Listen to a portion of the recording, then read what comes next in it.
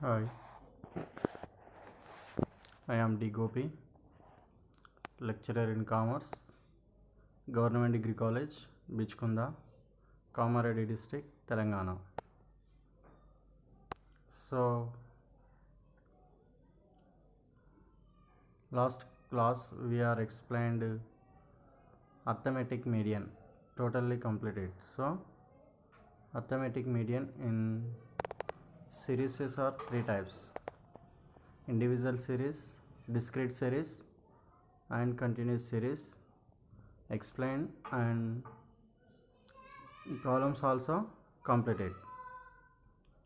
Today we are discussing median, మధ్యగతం. So మధ్యగతం అంటే ఏమిటి? మధ్యగతం అనేది విభజనను మధ్య విలువ అనే శ్రేణిని రెండు భాగాలుగా విభజిస్తుంది. అప్పుడు విభజన సగభాగపు వయోక్తిక విలువల మధ్యగతం విలువ పరిమాణానికి సమానంగానైనా లేదా తక్కువగానైనా ఉంటాయి. విభజనం మిగతా సగభాగపు వయోక్తిక విలువలను మధ్యగతం విలువ పరిమాణానికి సమానంగానైనా లేదా ఎక్కువగానైనా ఉంటాయి. మధ్యగతాన్ని గురించి ముఖ్యమైన కొన్ని నిర్వచనాలు క్రింద ఇవ్వడమైనది. సో ఇక్కడ ఏమన్నా మధ్యగతం అనేది విభజనాన్ని మధ్య విలువ అది శ్రేణిని రెండు భాగాలుగా విభజిస్తుంది. 2 డివిడెండ్ 2. సో అయితే ఇక్కడ ఈ మధ్యగతాన్ని కొంతమంది శాస్త్రవేత్తలు నిర్వచించడం జరిగింది. సో అందులో మనకి ముందుగా ఎవరంటే తరోయామిని మాటల్లో పౌనఃపున్య విభజన పౌనఃపున్య విభజనాన్ని రెండు భాగాలుగా విభజించే విలువ. సో ఇక్కడ ఏమంటున్నాడు? పౌనఃపున్య విభజనను మధ్యగతం అంటే పౌనఃపున్య విభజనాన్ని రెండు భాగాలుగా విభజించడమే అంటున్నాడు. మరియు ఎల్ఆర్ కోనార్ ప్రకారం సో మధ్యగతం అనగా ఏంటి అంటే సమూహాన్ని రెండు సమాన భాగాలుగా విభజించే చలరాశి విలువే మధ్యగతం. అందులో ఒక భాగం అధిక విలువను, రెండో భాగం మధ్యగతం కంటే అల్ప విలువను కలిగి ఉంటాయి. సో ఇది ఎవరెవరిచ్చారు మనకి నిర్వచనం అంటే తరోయామిని ఎల్ఆర్ కోనార్ ప్రకారం. సో ఎల్ఆర్ కోనార్ ప్రకారం ఏంటిదంటే సమూహాన్ని రెండు సమాన భాగాలుగా విభజించి చలరాశి విలువే మధ్యగతము అని చెప్పడం జరిగింది. అందులో ఒక భాగం అధిక విలువను, రెండో భాగం మధ్యగతం కంటే తక్కువ విలువను కలిగి ఉంటాయి అని చెప్పడం జరిగింది. సో నెక్స్ట్ మధ్యగత గణన, క్యాలిక్యులేషన్ ఆఫ్ మీడియన్. సో మధ్యగతాన్ని మీడియన్ వ్యక్తిగత శ్రేణులలో, విచ్ఛిన్న శ్రేణులలో, అవిచ్ఛిన్న శ్రేణులలో గణించవచ్చును. So calculate of median, individual series, discrete series and continuous series. So first we are discussed individual series. వ్యక్తిగత శ్రేణులలో మధ్యగతాన్ని లెక్కించడానికి క్రింది చర్యలు అవసరమవుతాయి. సో ఫస్ట్గా విభజనం విలువలను అవరోహణ క్రమంలో కానీ అమర్చాలి. సో ఇక్కడ ఇచ్చిన దత్తాంశాన్ని లేదా ఇచ్చిన విభజనాల విలువలను ఆరోహణ క్రమంలో కానీ అవరోహణ క్రమంలో కానీ అమర్చాలి. అంటే ముందుగా ఇచ్చిన దత్తాంశాన్ని ఆరోహణ క్రమంలో కానీ అవరోహణ క్రమంలో కానీ మార్చుకోవాలి. తర్వాత సమీకరణాన్ని అన్వయించి మధ్యగతం విలువ రాబట్టండి. సో అప్పుడు మధ్యగతం సూత్రం ఏంటిదంటే ఎం అంటే ఇక్కడ మధ్యగతాన్ని దేనితో సూచిస్తారు? ఎంతోని సూచించడం జరుగుతుంది. M means median. సో మధ్యగత సూత్రం m=n1+2 అంశము.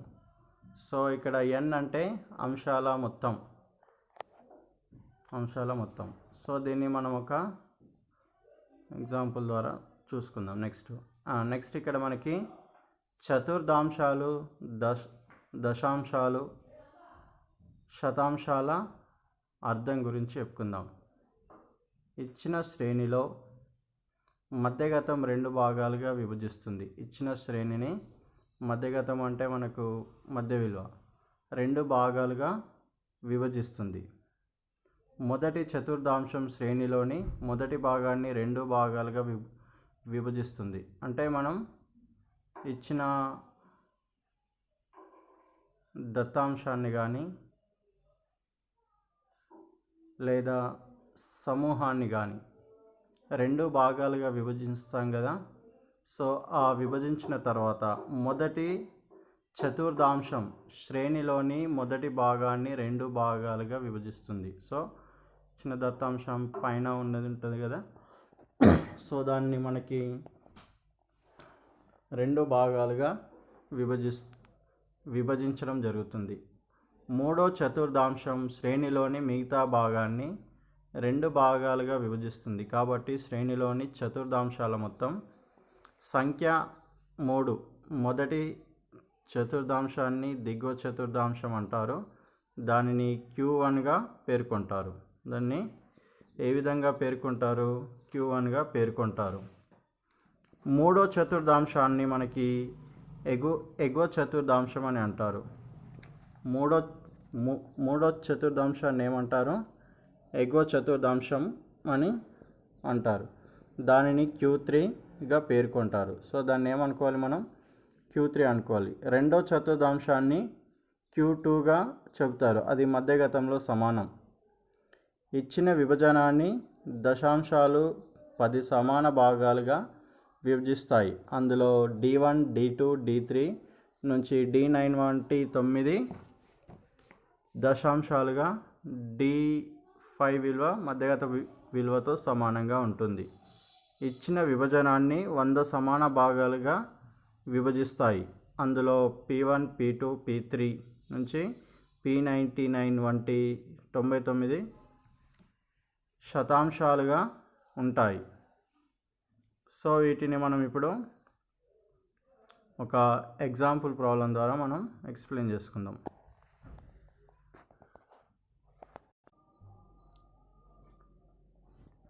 సో ఇక్కడ మనకి ఈ చతుర్థాంశాలు, దశాంశాల, శతాంశాల గణన ఈ విధంగా చేయవచ్చును.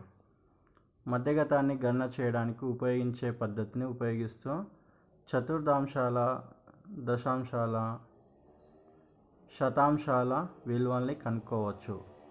ఇందులో కూడా మళ్ళీ సేమ్ వ్యక్తిగత శ్రేణిలో ఇండివిజువల్ సిరీస్ కింద పేర్కొన్న చర్యల ద్వారా వ్యక్తిగత శ్రేణులను, చతుర్థాంశాల, దశాంశాల, శతాంశాల విలువల్ని కనుక్కోవచ్చును.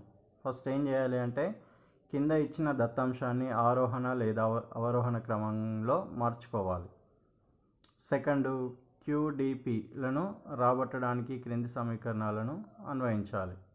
సో దిగువ చతుర్థాంశం Q1. సో Q1కి ఏంటి సూత్రం? n+1/4 అంశము పరిమాణం అని రాసుకోవాలి. ఎగువ చతుర్థాంశం Q3 3 × n+1/4 అంశం అని రాసుకోవాలి. మొదటి దశాంశం D1 = n+1/10 అంశం పరిమాణం. మొదటి దశాంశం P1 n+1/100 అంశము పరిమాణము. సో ఇక్కడ మనకి Q1, Q3 అనేది ఎక్కువగా అడుగుతాడు. సో దిగువ చతుర్థాంశం, ఎగువ చతుర్థాంశం. సో Q1కి సూత్రం n+1/4, Q3కి ఏమో 3 × n1+4. సో వీటిని ఒక ఎగ్జాంపుల్ క్వశ్చన్ ద్వారా మనం ఎక్స్ప్లెయిన్ చేసుకుందాం. సో ఎగ్జాంపుల్ క్వశ్చన్ మనకి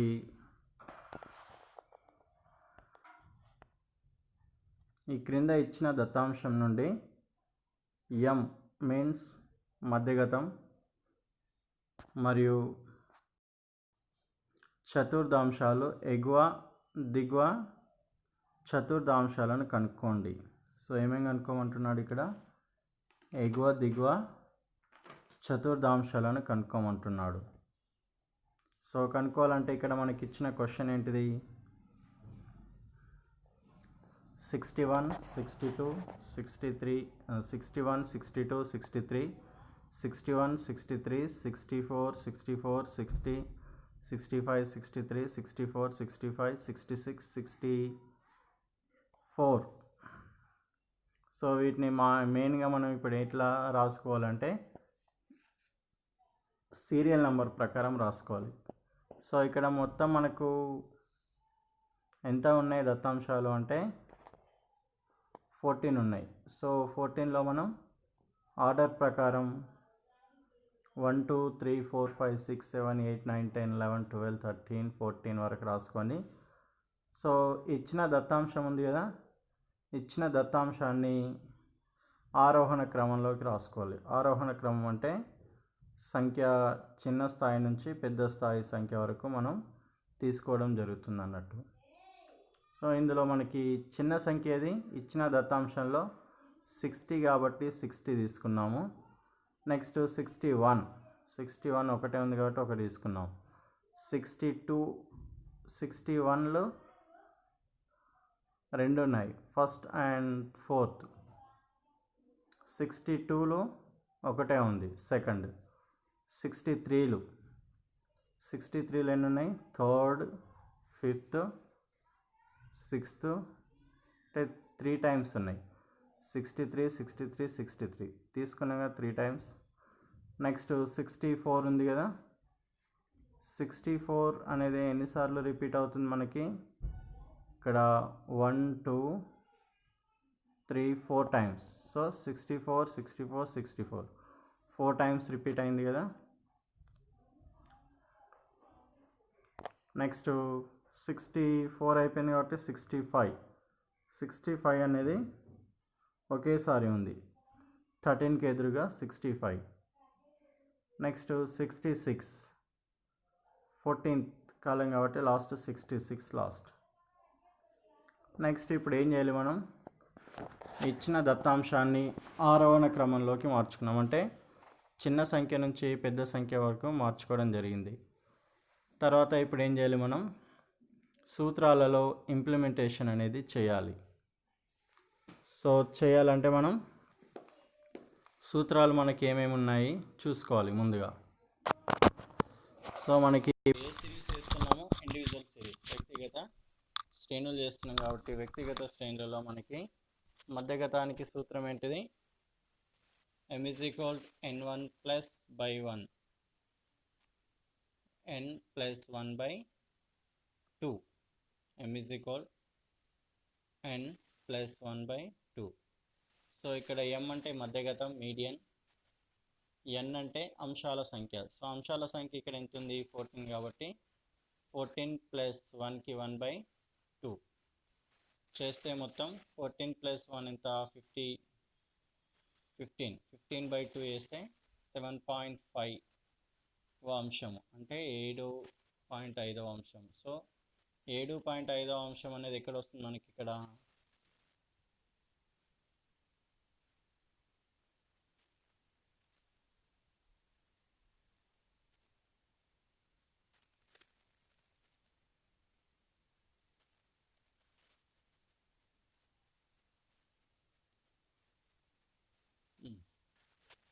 సో 7.5 అనే అంశము ఎందులో వస్తుంది అంటే 7కి 8కి మధ్యన వస్తుంది కదా. 7.5 అనేది 7కి 8కి మధ్యన వస్తుంది కాబట్టి మనకి m అంటే ఎంత? 7.5 అంశము. సో తరగతి ఎగువ అవధి, దిగువ అవధి, పైనది క్రిందిది. 63 + 64/2 చేస్తే అప్పుడు మనకు m = ఎంత? 64 66 127/2 చేస్తే 63.5 అనేది మనకి మధ్యగతంలో ఆన్సర్. దేనికి? వ్యక్తిగత శ్రేణులలో. అట్లాగే మనకి Q1కి ఏంటి సూత్రం మనకి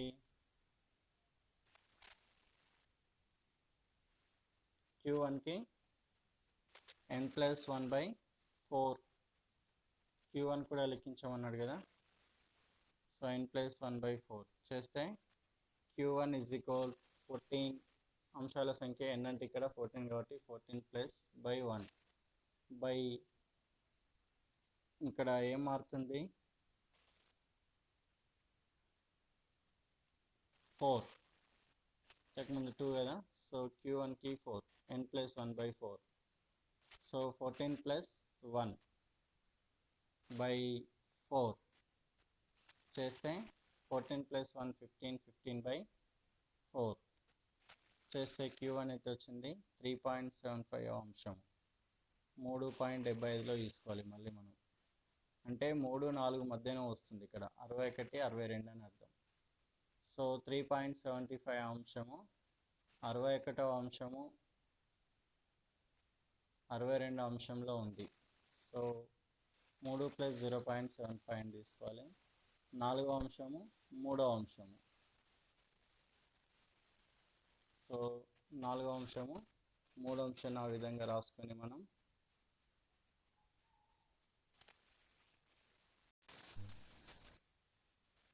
ఇప్పుడు Q1ని ఈ విధంగా వేయాలి. Q1 = 3.75 అంశంలో ఉంది కాబట్టి 3.7.5 అంశము 61 అంశంకు 62 అంశంలో ఉంది. 61, 62 అంశంలో ఉంది అంటే 3, 4 మధ్యలో ఉంది. 3 + 0.75 అంశము 4వ అంశము మరియు 3వ అంశము 4కు ఎదురుగా ఉంది కాబట్టి పెద్ద సంఖ్య 62 మరియు మైనస్ 3వ అంశము 61 అవి తీసుకోవాల్సి ఉంటుంది. 61 + 0.75 సో 4వ అంశం ఇక్కడ 62 మైనస్ 3వ అంశము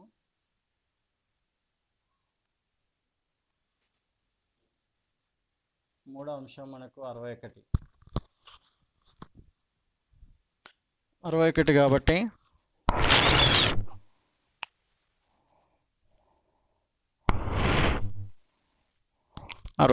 ఇప్పుడు 61 +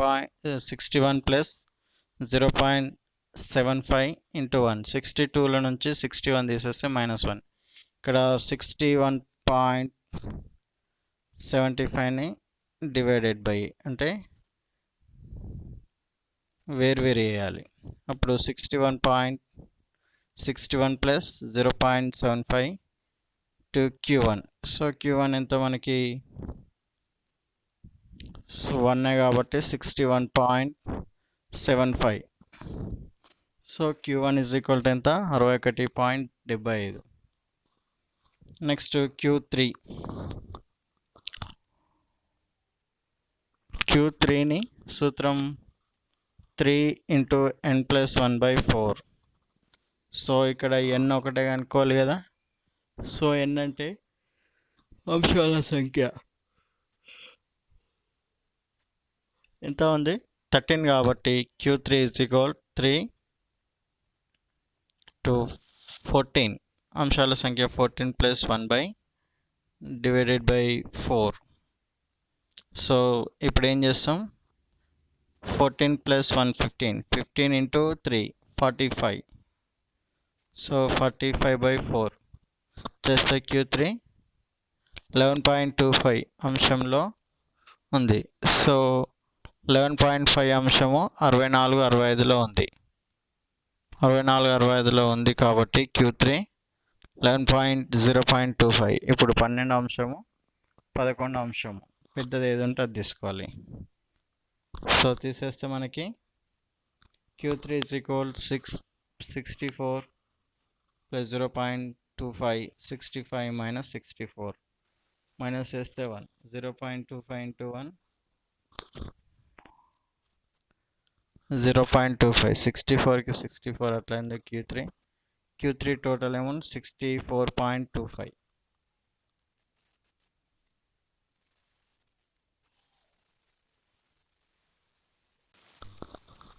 మనకి డిస్క్రీట్ సిరీస్ ఇచ్చిన శ్రేణులు. సో ఇచ్చిన శ్రేణులలో మనకి ఇక్కడ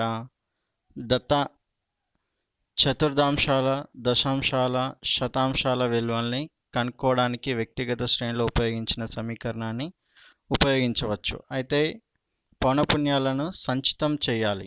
సో ఇక్కడ పౌనపున్యాలను ఏం చేయాలి? సంచితం చేయాలంటే క్యూములేటివ్ ఫ్రీక్వెన్సీ ఒకదానికొకటి మనం అడిషన్ చేసుకుంటూ రావాల్సి ఉంటుంది.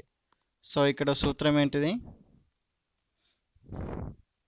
Q1 is equal to n+1/4. mకి మనకి సూత్రం వ్యక్తిగత విచ్ఛిన్న శ్రేణులలో m is equal to n+1/2. So మధ్యగతానికి సూత్రం మనకి ఏంటిది? ఇక్కడ m is equal to n+1/2. ఇది మీడియన్కి సూత్రం. సో ఇక్కడ మనం విచ్ఛిన్న శ్రేణుల గురించి చెప్పుకుంటున్నాం. డిస్క్రీట్ సిరీస్ చతుర్థాంశాల, దశాంశాల, దత్తాంశాల విలువల్ని కనుక్కోవడానికి వ్యక్తిగత శ్రేణుల్లో ఉపయోగించిన సమీకరణాన్ని ఉపయోగించవచ్చు. అయితే పౌనపున్యాలను సంచితం చేయాలి. సో ఇక్కడ Q1కి ఇచ్చిండు. మనం ఇంతకుముందు మధ్యగతానికి చెప్పుకున్నాం కదా, మధ్యగతము is equal n+1/2. Q1 is equal n+1/4 వంశము పరిమాణం. సో ఇక్కడ Q1 అంటే దీనిని చతుర్థాంశం అంటారు. n సంచిత పౌనపున్యం. నెక్స్ట్ Q3 అంటే ఇక్కడ 3 × n+1/4 వంశం పరిమాణం. ఇక్కడ Q3 అంటే ఎగువ చతుర్థాంశం, n అంటే సంచిత పౌనపున్యం, D1 అంటే n+1/10 అంశం పరిమాణం. ఇక్కడ D1 మొదటి దత్తాంశం, n సంచిత పౌనపున్యం, P1 is equal to n+1/100 అంశం పరిమాణం. ఇక్కడ P1 మొదటి శతాంశం, n సంచిత పౌనపున్యం. సో ఇప్పుడు మనం ఏం చెప్పుకున్నాం? విచ్ఛిన్న శ్రేణి అంటే ఏంటిది? విచ్ఛిన్న శ్రేణిలో ఉండాల్సిన సూత్రాలు ఏంటి? mకి కనుక్కోవాలి, మరియు Q1కి కనుక్కోవాలి, Q3కి కూడా కనుక్కోవాలి. mకి సూత్రం ఏంటి? n+1/2. nకి మనకి ఇక్కడ ఏమి ఇచ్చింది? nకి Q1కి n+1/4. సో ఇవి వ్యక్తిగత శ్రేణులలో మనకి విచ్ఛిన్న శ్రేణుల సూత్రాలు. సో దీన్ని ఒక ఎగ్జాంపుల్ ప్రాబ్లం ద్వారా మనం ఎక్స్ప్లెయిన్ చేసుకుందాం. ఇక్కడ విచ్ఛిన్న శ్రేణులలో మనం చెప్పుకున్నాం కదా, వ్యక్తిగత శ్రేణులు, విచ్ఛిన్న శ్రేణులు, అవిచ్ఛిన్న శ్రేణులు. అందులో వ్యక్తిగత శ్రేణులలో చెప్పుకోబోతున్నాం. సో వ్యక్తిగత శ్రేణులలో మళ్ళీ మనకి మధ్యగతాన్ని కనుక్కోవాలి, చతుర్థాంశాలను కనుక్కోవాలి. Q1, Q3లను లెక్కించాల్సి ఉంటుంది. ఈ క్రింది దత్తాంశం నుండి మధ్యగతం దిగువ మార్కుల చతుర్థాంశాలను కనుక్కోండి. సో ఇక్కడ ఏం కనుక్కోమన్నాడు? దిగువ ఎగువ చతుర్థాంశాలను కనుక్కోమన్నాడు. ఈ క్రింది దత్తాంశం నుండి మధ్యగతము దిగువ ఎగువ చతుర్థాంశాలను కనుక్కోమన్నాడు. అంటే మీడియం, క్వార్టర్లీ డీవియేషన్. సో దిగువ ఎగువ చతుర్థాంశాలు అంటే Q1, Q3లను కనుక్కోమన్నాడు.